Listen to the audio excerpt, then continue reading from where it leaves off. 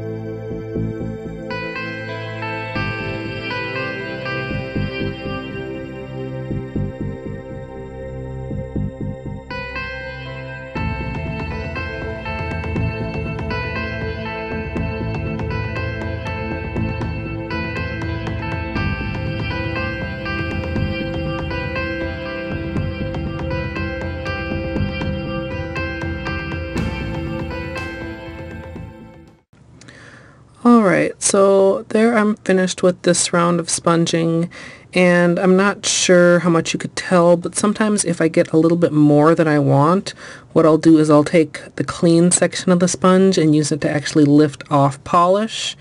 And your gradient doesn't have to be perfect because this is just going to be the background.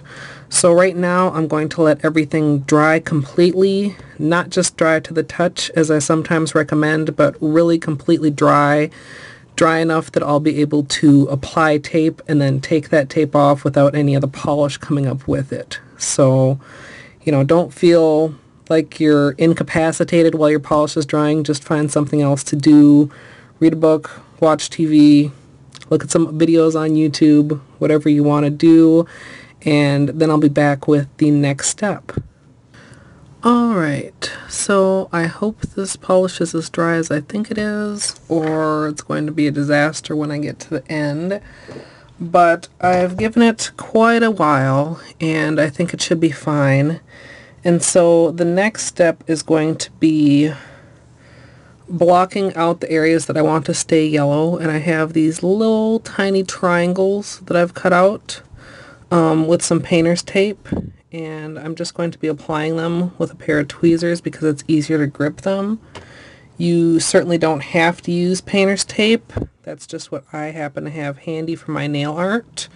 And it's also a little easier than, say, Scotch tape when it comes to the removal part, because you can pretty much see exactly where it is. So I'm going to go ahead and apply a few of these on each nail and just make sure that they're pressed down all the way.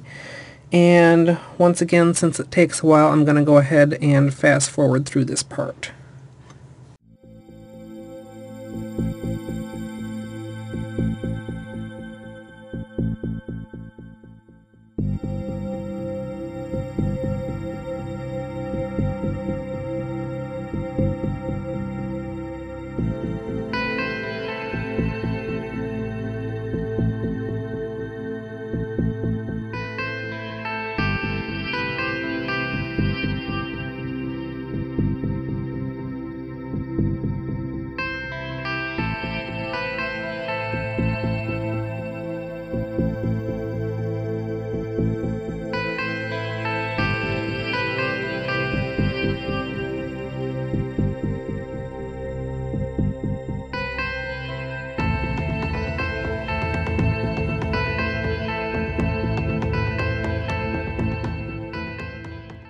Alright, so I think that'll work.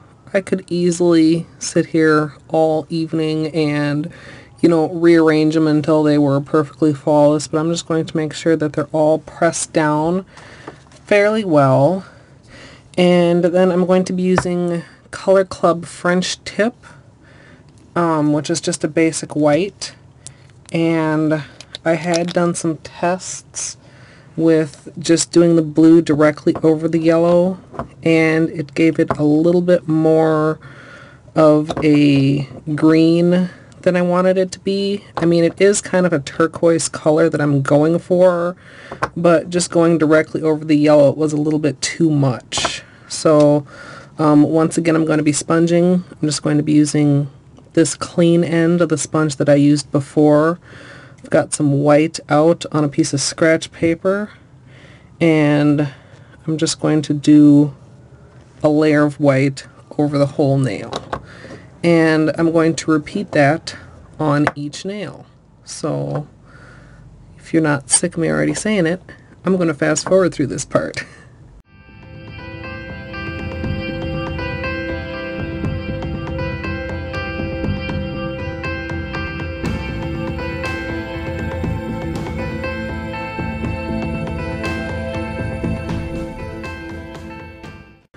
Okay, so that step is done, and it doesn't have to be perfect. It doesn't have to be completely even.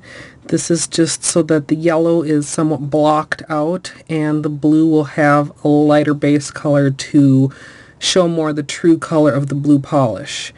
And if you're wondering why I went with sponging as opposed to just painting it on there, in the tests that I did, when I painted it on, sometimes I got a little bit of bleeding under the edge of the tape, and sponging seemed to have less of that. So I'm kind of crossing my fingers that this turns out like some of my better tests and not like some of my worst tests, but there's always that little bit of uncertainty.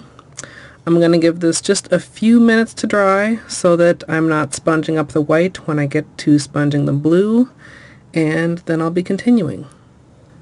Okay, just a couple minutes, basically just long enough for me to do my other hand, and so that this is dry to the touch, so like I said, the color won't come up when I move on to the next color. The next color is going to be blue, and what I'm going to do is just snip off the end of the sponge that I've used. Actually, that one's still got a little bit of yellow. I'm just going to snip it off like that, so I've got the used piece here, and now I have a fresh piece of sponge. I don't reuse sponges because some sponges will actually dissolve in polish remover, and the ones that I use are so cheap that it's really just not worth it to even mess around with it. The first blue I'm going to be using is Maybelline Ride the Wave, and it's just a pretty turquoise, slightly metallic blue. And I'm basically going to go over the whole nail with this color, concentrating mainly in the center. And like I said in the first part, the main thing with sponging is to be patient and to let those colors kind of build up each layer. So, you know, you can kind of control it yourself. If you want it to be very light, you can just do one layer. If you want the color to be stronger and more vibrant, you can do 2 or more layers. And for me, I'm just going to go along until I get pretty close to the color that I want.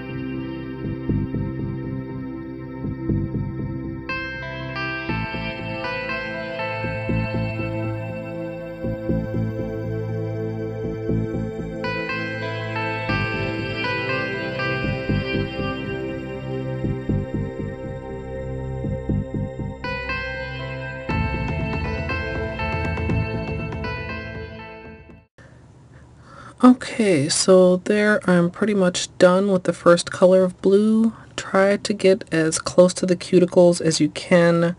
There are a couple spots, like right here, I'm not sure if you can see, where I can still see a little bit of yellow. So I may go over that one more time. But if there is just a little bit still showing through, like by the cuticle, don't worry too much about it, because of course sponging is pretty messy and I'll be doing a lot of cleanup once I'm finished. So if I need to just kind of cut a little bit closer in and get rid of that yellow, I'll do that. So I'm gonna let this coat dry and also sponge up my other hand, and then I'll be back for the final color. Okay, so we've got one more color to go, and that last darker blue is going to be China Glaze Sexy in the City. And I'm going to be using the clean end of this sponge, and the application for it is going to be pretty much like how I did the darker yellow. I'm going to be going just at the cuticle and just at the tips, and you know, like I said, it doesn't have to be perfect. Sponging is almost always at least a little bit messy, but just take your time and build up the colors slowly, like you'll see in one more time of fast forwarding.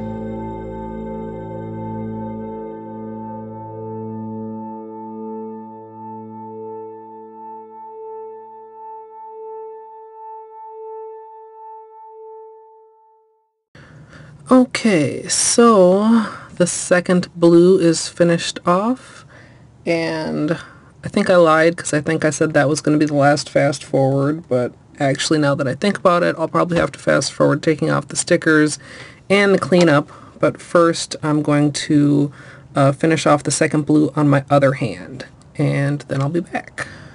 Okay, so here is the moment of truth. the removal of the tape, and I really hope it goes well because otherwise this really long tutorial has been all in vain. I'm using this pair of pretty small, sharp tweezers, and I'm just going to try and get the tape without getting the polish around the tape, and I'm going to cross my fingers that they come up cleanly.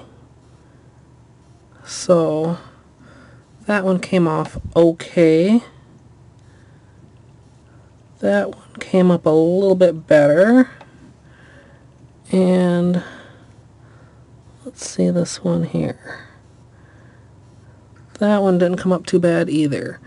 You can see I've got a little bit of white bleeding underneath, but overall they came out pretty good. And I'm going to go ahead and remove the rest of the tape, and then I'll be back.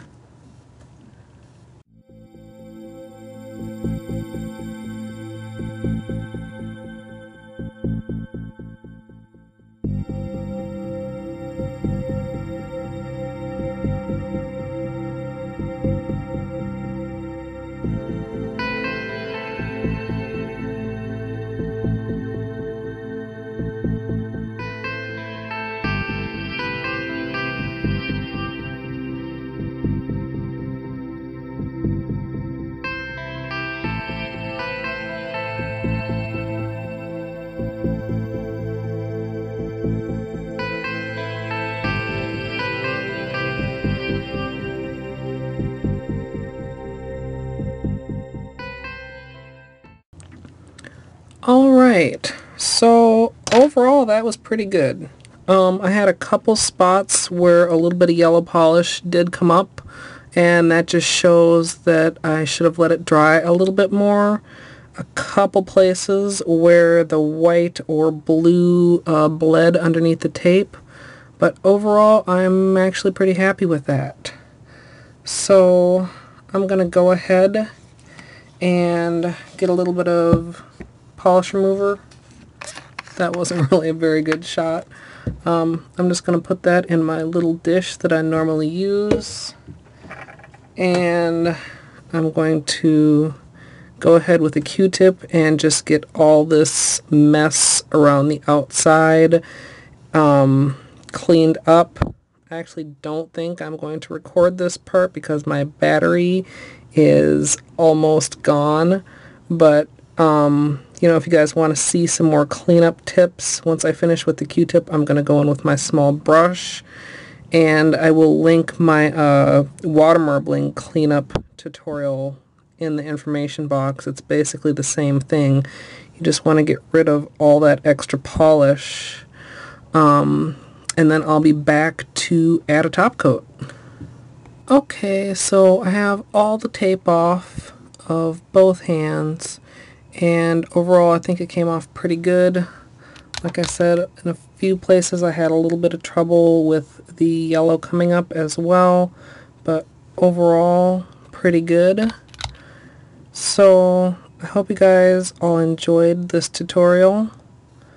I'm sure there are going to be people that, you know, ask why I decided to sponge rather than just paint the color on, and it really just depends on what kind of a final look you want. I wanted the colors to have a little bit more of a gradient effect rather than just straight lines separating them. But if you want to have more of a geometric look or have more of those straight lines, you know, you can feel free to, you know, paint directly on rather than sponging. That's one of the things with nail art that really just comes down to personal preference. And I think you can see as I apply the top coat here that that actually helps to kind of smooth and blend out some of the imperfections from the tape, or rather from the polish bleeding underneath the tape, so that the final look just is kind of all evened out, and of course adds that shine, which is always a bonus. So I'm just going to finish off these last couple nails. As usual, I'm using Sèche Vite. That's my preferred top coat. If you have your own favorite, feel free to use that, but I do always encourage you to use a top coat to seal in your design and add that shine, and like in this case, just helps to level everything out. But there is the finished results, and I hope to have time to fit in one more Olympic inspired nail art design. We'll see, since there's just about a week left of the Olympics. I hope I have time to fit that in, but if not, of course, 4 more years, I suppose I could save it to the next Olympics, but always have plenty of ideas for once the Olympics are over too, so stay tuned for that. And as always, thanks for watching.